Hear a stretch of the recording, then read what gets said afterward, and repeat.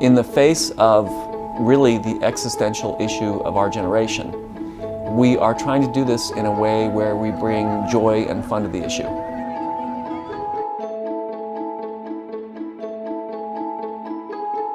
You know, what's a person to do about climate change? People talk about, oh, we just need to change our lifestyle drastically, or we need to stop this, stop driving. Should I insulate my home or not insulate? Should I buy a hybrid car or not buy a hybrid car? I'm like, you know what, get real. CCL, I think the carbon tax really makes sense to me. I think that would be a very good way of approaching it. Every economist who treats this seriously says the fastest way out of the problem we have is to make carbon-based fuels more expensive. CCL's message basically is get educated and then get political.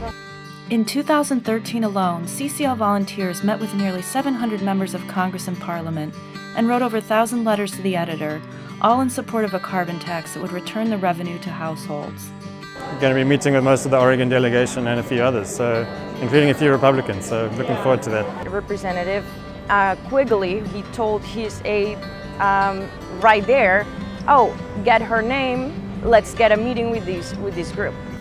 As I've gone around the United States and Canada stumping for my book, stumping for a carbon tax, the one question that keeps coming back is, all right, so you've convinced me on the merits, but, you know, I don't see this happening politically. All the cynicism, I think, does not allow, very much like how a lot of people see climate change, it doesn't allow for that extreme event, that event on the outside that changes everything.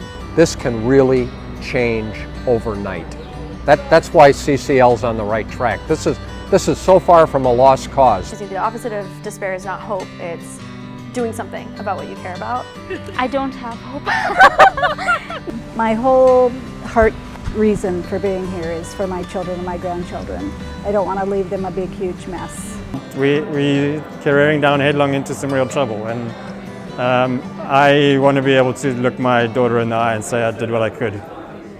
We are building an army, a peaceful army.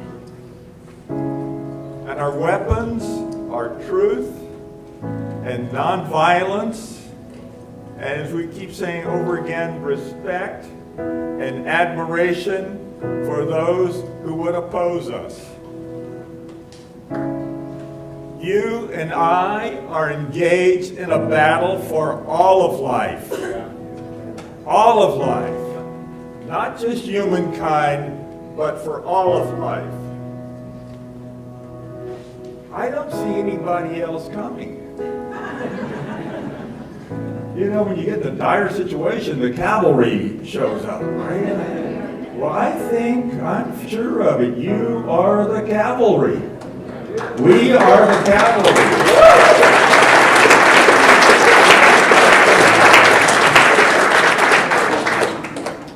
And we're going to win.